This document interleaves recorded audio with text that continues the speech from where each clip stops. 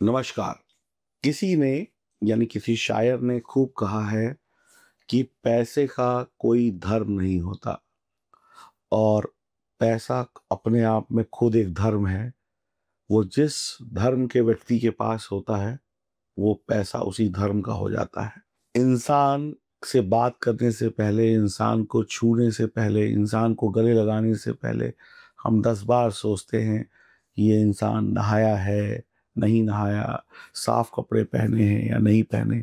लेकिन नोट यानी पैसा लेते समय कभी ये नहीं देखते कि नोट कितने दिनों से, कितने लोगों के हाथों से गुजर के आया, वो साफ है कि गंदा है, वो नया है कि पुराना है। बस नोट मिलते ही, पैसा मिलते ही इसको अपनी जेब में रख लेते हैं और अपनी तिजोरी में रख लेते हैं। तो पैसा इस ज़िंदगी में बहुत इम्पोर्टेंट है। और आप सारे लोग, जितने भी लोग इस वीडियो को देख रहे हैं, किसी भी राशि के क्यों ना हो, आपकी भी, अधिकतर लोगों की पहली प्रायोरिटी होगी कि पैसा ज़िंदगी में कैसे आए, क्योंकि पैसे से ही परिवार चलता है, पैसे से ही मन की इच्छाएं पूरी होती हैं, पैसा ही रिश्तों को चलाता है, पैसा ही सारे सुख देता है। तो ये पैसा बड़े काम की चीज़ है। मेरा नाम है एस्ट्रोलॉजर सचिन पंडित और मैं आपको बताने वाला हूँ अगले 7 दिनों में यानी मार्च के पहले सप्ताह में आप लोग कितना पैसा कमाने वाले हैं और पैसा कमाकर आप अपने परिवार को, अपने रिश्तों को, अपनी ख्वाहिशों को, अपनी उम्मीदों को कितना पूरा कर पाएंगे, क्योंकि पैसा ज़रूरी है।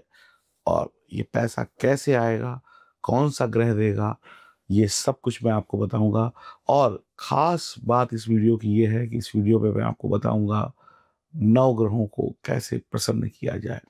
तो चलिए शुभारंभ करते हैं। अगर आपके ऊपर शनि की साढ़े साती है, ढैया है, या आप गरीब हैं, या आपका पढ़ाई में मन नहीं लगता, या आप बार बार जिंदगी की हर रेस में फेल हो जाते हैं, चाहे वो जॉब हो, बिजनेस हो, या एजुकेशन हो, या लव लाइफ हो, या मैरिड लाइफ हो, तो तुरंत इसको ऑर्डर करिए, क्योंकि एक रुद्राक्ष आपकी 10 समस्याओं का हल कर देगा।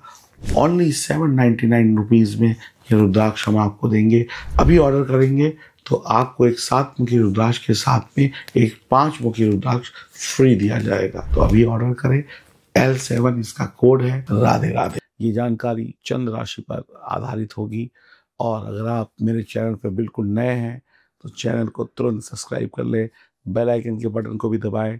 और अगर आप अपनी जन्म कुंडली दिखाना या बनवाना चाहते हैं तो मेरा नंबर आपके सामने स्क्रीन पर है, आप अपनी अपॉइंटमेंट बुक कर सकते हैं। तो चलिए बिल्कुल देर नहीं करते और जानते हैं कितना पैसा, कितनी खुशियां इस सप्ताह में आपकी राशि को मिलने वाली है, यानी आपको मिलने वाली है। तो आपकी राशि से शुभारंभ करते हैं इस वीडियो का। अब हम बात करते हैं तुला राशि की। तो आपका करियर और आपका बिजनेस कैसा रहेगा इसको जान लेते हैं। सबसे पहले तो तुला राशि वालों के करियर में कुछ ऐसी अजीब सी चीज होगी कि आप काम करना चाहते हैं, नौकरी करना चाहते हैं सही तरीके से, लेकिन आपको नौकरी सही तरीके से करने नहीं दी जाएगी।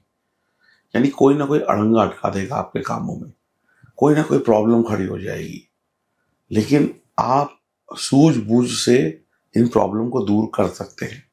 यानी शत्रु जो है या परेशानियां जो हैं कहीं ना कहीं आपको परेशान कर रही है करियर में।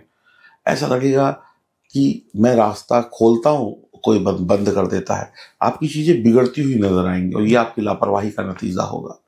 तो नौकरी पेशा लोगों को काम करने में दिक्कत नहीं है, लेकिन काम सही होगा नहीं। आप सही करेंगे फिर भी कोई ना कोई गलती हो जाएगी या अधूरा रह जाएगा। आप पूरी मेहनत कर रहे हैं और जिम्मेदारियों को भी ले रहे हैं, लेकिन जिम्मेदारी निभाएंगे लेकिन पूरी तरीके से नहीं निभा पाएंगे, जिसकी वजह से 2-4 बातें सुनने को पड़ सकती हैं। सीनियर और वरिष्ठ अधिकारियों का भी सहयोग थोड़ा कम मिलेगा। वो भी कहेंगे यार क्या करूं, कितनी मदद करूं तुम्हारी।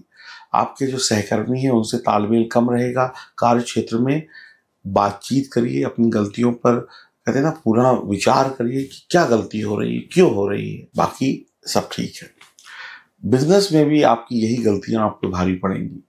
अब किसी को देने हैं 100 रुपये, आप दे देंगे उसे 500 का नोट। माल ज़्यादा मंगा लिया, माल सही से डिलीवर नहीं हुआ, माल टूट गया, फूट गया, इस तरीके की दिक्कतें आ सकती हैं। तो बहुत संभल के बिजनेस करना है, संभल के नौकरी करनी है। ग्रह थोड़ा सा आपको डिस्टर्ब कर देंगे। व्यापार में अच्छे परिणाम या नौकरी में अच्छे परिणाम सूझबूझ से मिलेंगे। फ्रस्ट्रेट मत होइएगा।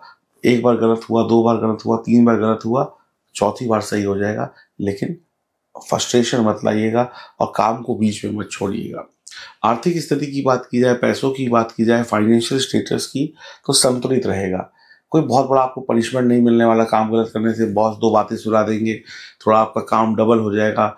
जो काम 2 दिन में होना था 4 दिन में होगा, बस यही होगा। बस इन्वेस्टमेंट सोच समझ के करिएगा। कोई चीज़ रिसर्च करने के बाद ही पैसा लगाइएगा और बेफालतू की खरीदारी मत करिएगा। और किसी को उधार देना नहीं है, किसी से लेना नहीं है। पुराने उधार चुकाने पड़ सकते हैं, तो ध्यान रखिएगा। कोई दोस्त आएगा कि तुमने मुझसे 1000 रुपये लिए थे, 5000 लिए तो वापस कर दो, तो ऐसा हो सकता है। प्रेम संबंध और वैवाहिक जीवन की बात की जाए तुला राशि की, तो प्रेम संबंधों में सप्ताह मध्यम रहेगा। आप किसी रिश्ते में हैं तो अपने पार्टनर के साथ आपको समय बिताना होगा। अब देखिए, आपका जो पार्टनर है कुछ ना कुछ तो करता होगा, नौकरी या व्यापार, तो नौकरी और व्यापार की जो फ्रस्ट्रेशन है वो रिश्तों में निकल सकती है। छोटी छोटी बातों पर बहस हो सकती है, चिड़चिड़ापन हो सकता है। और तो इस वजह से जो उनका पार्टनर है उसको संभलने की जरूरत होगी। वो बहसबाजी ना करें। पता है कि सामने वाला कोशिश कर रहा है लेकिन उसका काम, नौकरी, बिजनेस में दिक्कत है, तो उससे कोई फालतू की डिमांड ना करें। रिलैक्स रहकर बातचीत करें। जीवन साथी की भावनाओं को और उसके काम की स्थिति को समझकर ही आप बातचीत करें। तालमेल तभी बैठेगा। रिश्तों में मधुरता तभी बैठेगी जब आप एक दूसरे को समझेंगे। और परिवार के सदस्यों के साथ भी आपको सही तालमेल बिठाना पड़ेगा जो शादीशुदा लोग हैं। अब ये नहीं कि ऑफिस का काम गलत हुआ तो पिताजी को उल्टा सीधा कह दिया, खाना नहीं खाया, बच्चे को डांट दिया, ये सब नहीं चलेगा। हेल्थ की बात की जाए तो स्वास्थ्य के दृष्टिकोण से सप्ताह सामान्य है, लेकिन मानसिक तनाव बढ़ सकता है। अधिक काम की वजह से भागदौड़ होगी। एक ही काम को 4 बार करना पड़ सकता है। थकान महसूस होगी, थोड़ा फ्रस्ट्रेशन होगा कि बार बार कर रहा हूँ फिर भी सही नहीं हो रहा। तो थोड़ा सा रिलैक्स रहिए, थोड़ा ठंडा पानी पीजिए, दिमाग में बर्फ जमाइए, यानी गुस्सा मत करिए, और दिल में काम को करने की चाहत को पैदा करिए। पैसे की लापरवाही से बचिए। तला भुना उल्टा सीधा भोजन मत खाइएगा। विद्यार्थियों की बात की जाए, स्टूडेंट्स की, तो वो अब ठीक ठाक पढ़ाई करेंगे, लेकिन घर का माहौल थोड़ा सा डिस्टर्ब होने की वजह से उनकी पढ़ाई भी डिस्टर्ब रहेगी। जो भी एग्जाम्स वगैरह आने वाले हैं, बच्चे ठीक से पढ़ाई करेंगे, योजना बनाकर करेंगे। अच्छे स्कूल कॉलेज में आप हायर एजुकेशन में जाना चाहते हैं, वहाँ पे भी रिजल्ट आपको मिलेगा। तो स्टूडेंट्स के लिए कोई बहुत दिक्कत वाली बात नहीं है। घर की जो महिलाएं हैं, जो कामकाज भी देखती हैं, बिजनेस और नौकरी भी, प्लस बच्चों को भी और परिवार को भी संभालती हैं, उनकी भी जिंदगी में डिस्टर्बेंस रहेगी। एक तरफ काम का मार, दूसरी तरफ परिवार की जो तू मैम है, तो डिस्टर्ब रहेगा ये महीना। तो आपको अच्छे परिणाम थोड़े से कम देखने को मिलेंगे। बुरा कुछ नहीं है, लेकिन थोड़ा सा कहते हैं ना, जैसे गले में खिचखिच होती है, तो गले में खिचखिच होती है तो अनईजीनेस सा लगता है। तो चीज़ें अच्छी हैं, लेकिन उसको आप एंजॉय नहीं कर पाएंगे क्योंकि कुछ चीज़ें बुरी भी हैं। तो खट्टे के साथ मीठा वाला हिसाब किताब है। और जो बुजुर्ग लोग हैं उनका भी समय ऐसे ही बीतेगा। वो कोई किसी को कुछ कहेगा, कोई किसी को कुछ कहेगा, यानी थोड़ा एक दूसरे के ऊपर आरोप प्रत्यारोप भी लग सकते हैं। तो बुजुर्गों को भी अपना ध्यान रखना है। बेसिकली ये जो सप्ताह है ना, आपको अगर आप किसी भी रिश्ते में हैं, किसी भी मोहब्बत में हैं, रिश्ता कुछ भी हो, आपका पार्टनर को समझना है, उसको गाइड करना है, उससे लड़ना नहीं है, तो ही आपका सप्ताह अच्छा रहेगा। और हनुमान जी की उपासना, शिव जी की उपासना करते रहिए, भगवान लक्ष्मी नारायण की आराधना करते रहिए और थोड़ा सा ध्यान लगाइए, मेडिटेशन करिए, तो और भी अच्छा रहेगा। और अब उपाय जानते हैं वो विशेष, जो आपकी जिंदगी को बदल के रख देंगे।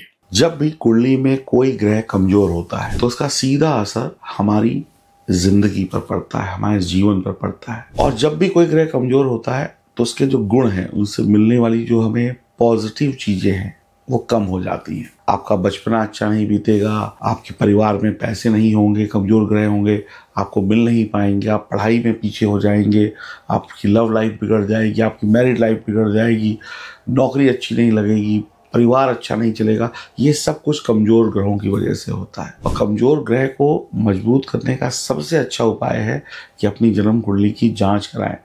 मेरा नंबर आपके सामने है। जब तक आप अपने ग्रहों को मजबूत नहीं करेंगे, जीवन का कोई भी सुख आपको पूर्ण रूप से नहीं मिलेगा।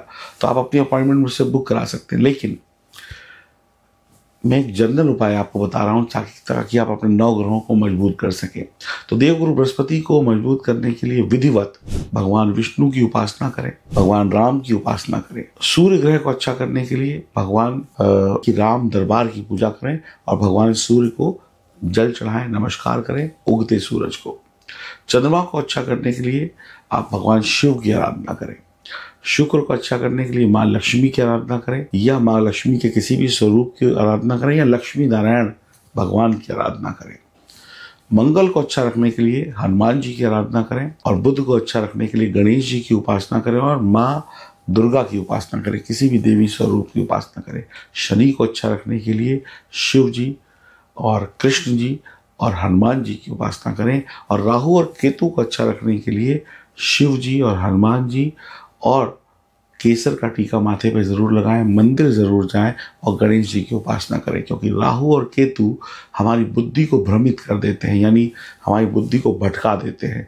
यानी जो ज्ञान होता है हमें ज्ञान से हटाकर अज्ञानता की तरफ ले जाते हैं और ज्ञान देने वाला एक ही ग्रह है, वह है जुपिटर यानी बृहस्पति।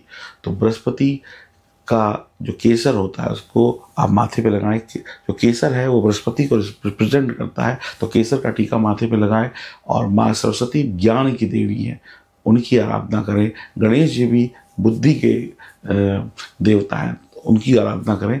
तो राहु और केतु आपकी बुद्धि को कुबुद्धि नहीं करेंगे और जब कुबुद्धि नहीं होगी तो सद्बुद्धि होगी और जहाँ सद्बुद्धि होगी वहाँ पर सफलता होगी। तो ये उपाय आप कर सकते हैं, लेकिन विधिवत करिएगा। लेकिन मैं फिर कहूँगा जन्म कुंडली दिखाना बहुत आवश्यक है। आपके सामने मेरा नंबर है, आप इस नंबर पर फ़ोन करके अपनी अपॉइंटमेंट बुक कर सकते हैं और इन उपायों को करके भी कुछ ना कुछ लाभ जरूर प्राप्त कर पाएंगे। लेकिन जन्म कुंडली के अनुसार जो उपाय मैं आपको बताऊंगा वो आपके लिए होंगे और सटीक होंगे। राधे राधे।